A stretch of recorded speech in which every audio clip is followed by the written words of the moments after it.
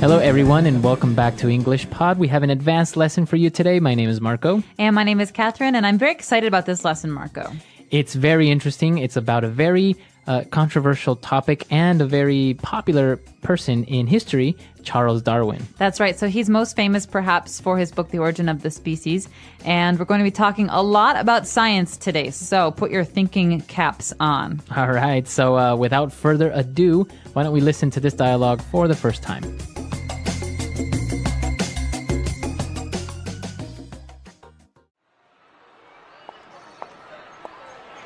Man, it's been forever. What have you been up to lately?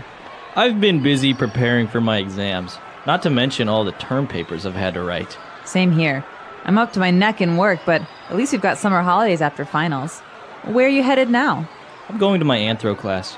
We've been focusing on Darwin all term, since it's the 200th anniversary of his birth or whatever. I'm sick and tired of Darwin, Darwin, Darwin! What? Why? How can you not like Darwin? His work turned thousands of years of ideas about creation on their head. His theory of evolution revolutionized the fields of biology and anthropology. I don't like him. His theory of human evolution and natural selection is full of holes. It's not as solid as you make it out to be. Say that again and you'll make enemies with half of the academy, not to mention your professors. Furthermore, the explanation proposed by Darwin about the origin of the species and the process of natural selection constitutes a grand step towards a coherent understanding of the world and its very beginnings. I'm not minimizing his huge contributions to science. It's just that his theory reminds me of the conundrum of the chicken and the egg. What are you talking about? Which came first, the chicken or the egg? This is a classic logical problem, and I think it applies to Darwin's theory. How did the very first living organism come to be? Interesting. I think that question is better suited for my philosophy class. In the meantime, how about we settle this with a duel?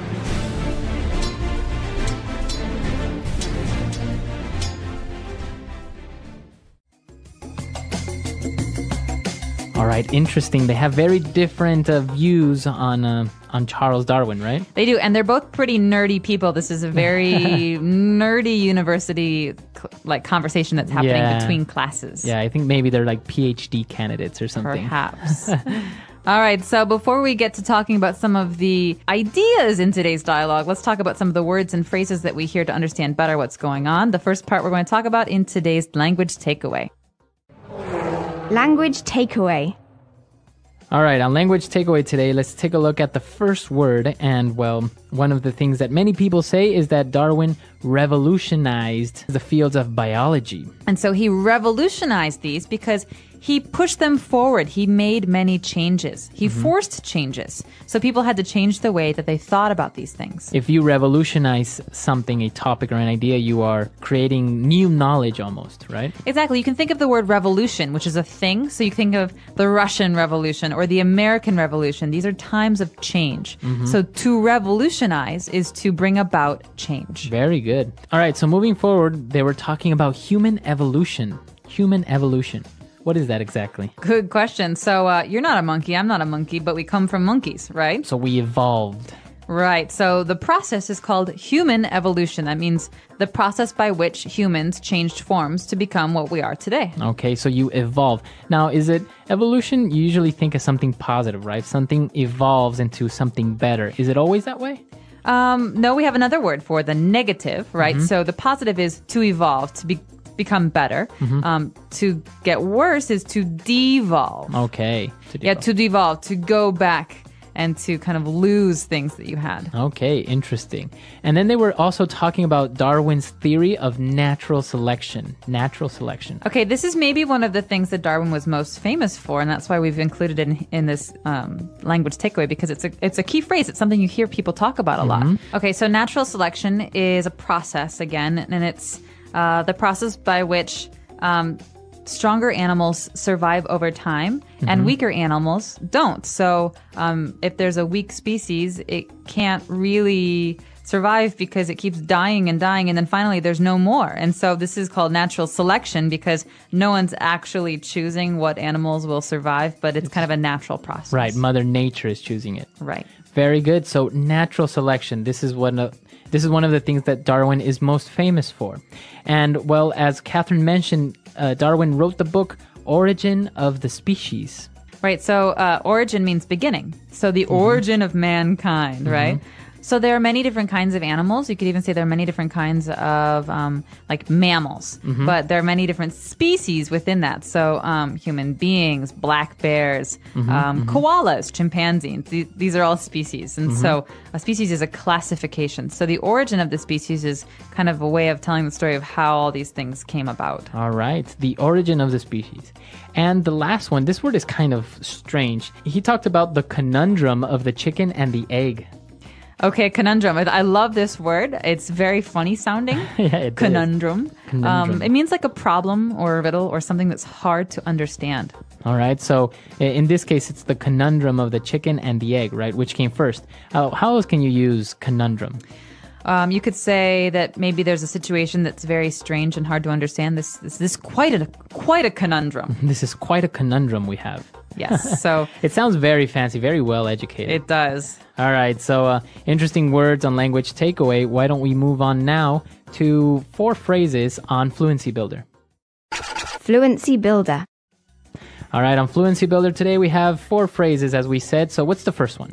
The first one is great. It's very visual. You say, I'm up to my neck in work. Or, I'm up to my neck in papers to write. All right, so this means I have so much stuff to do that you could pile it up and it would come up to my neck. So I have as many papers that are almost as tall as I am. Exactly. And so I could say, I'm up to my neck in work. I have no more time to do anything. Sometimes people also say I'm up to here, and then they'll point. They'll point at their forehead or somewhere around their head. I'm up to here with your nonsense. Exactly. So This is a way of saying that I'm really busy. I'm really busy. I'm really tired of it. All right. And our next phrase is one that most mothers use. I'm sick and tired. Ugh, I'm sick and tired of all of your whining. Go do the dishes and don't complain. Right. So it always goes together. You are sick and tired. Right, and sick comes first. So I'm sick and tired of this. I'm sick and tired of your bad attitude. Okay, and that means that you are... I'm just tired of it. I don't want you to have a bad attitude anymore. Or I'm just, I'm really done. Annoyed by it. I'm annoyed. Okay, sick and tired. And then we saw a phrase that was a little bit separated. He said, the sentence went like this. His work turned thousands of years of ideas about creation on their head. So to turn something on its head. Like you said, Marco, it's split into 2 parts. So he turned the field of computer science on its head. So to turn on its head means to completely reverse something, to turn it around. You think 180 degrees. Okay. And so if biology used to be one way, then Darwin made it completely different. So we can say that Isaac Newton completely turned physics on its head with his theory or his findings on gravity. And then, years and years later, we had Albert Einstein, who turned those theories, or who turned that theory on its head with his own ideas about physics. Very good. So to turn something on its head, to completely change the course of, or prove something to be maybe wrong. And the last phrase that we have is the person argued that Darwin's theories were full of holes.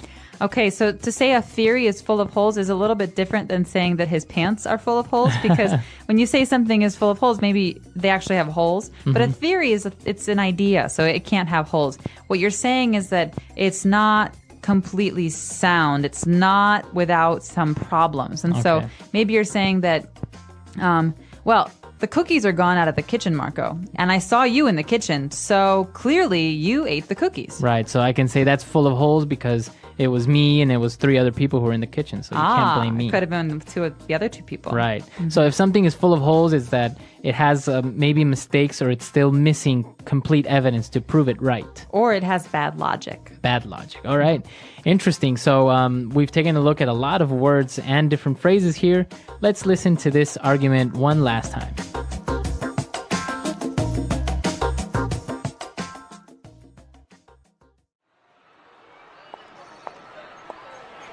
Man, it's been forever. What have you been up to lately?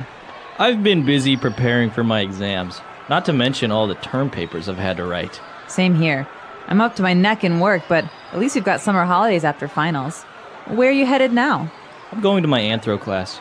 We've been focusing on Darwin all term, since it's the 200th anniversary of his birth or whatever. I'm sick and tired of Darwin, Darwin, Darwin. What? Why? How can you not like Darwin? His work turned thousands of years of ideas about creation on their head. His theory of evolution revolutionized the fields of biology and anthropology. I don't like him. His theory of human evolution and natural selection is full of holes. It's not as solid as you make it out to be. Say that again and you'll make enemies with half of the academy, not to mention your professors. Furthermore, the explanation proposed by Darwin about the origin of the species and the process of natural selection constitutes a grand step towards a coherent understanding of the world and its very beginnings. I'm not minimizing his huge contributions to science. It's just that his theory reminds me of the conundrum of the chicken and the egg. What are you talking about? Which came first, the chicken or the egg? This is a classic logical problem, and I think it applies to Darwin's theory. How did the very first living organism come to be? Interesting. I think that question is better suited for my philosophy class. In the meantime, how about we settle this with a duel?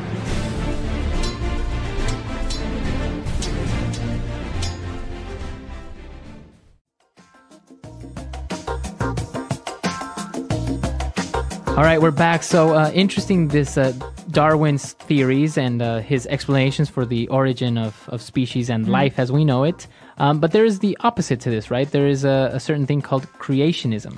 There is, and this is a big source of controversy, especially in the United States, because in some places, people want to teach creationism as well as evolution in schools. And so this is the big question. Are they still equal as theories, or is one theory more proven than the other? Right. And it is kind of hard to determine which one is better because one is based on faith. The other one is based more on scientific evidence, right? So they're not really even on the same scale. As we learned before, that's kind of like apples and oranges, right? It is. And there are some people who would say that we have lots of ways of quote unquote proving what happened in the past. But as long as we weren't there, we never really do know. Right. And there's always changes in science. So how can we be sure that what we know now isn't false, isn't misunderstandings? Right. I think for now, this is the best explanation, but that doesn't mean that it's the correct one. Maybe in 100 years from now, we'll have another explanation that's much better or maybe complementary to this one. Well, we want to know what you guys think. Come to our website, EnglishPod.com. We really want to hear your opinions. What do you think about this topic? It is a little bit controversial, so we really look forward to your comments and any other questions you may have.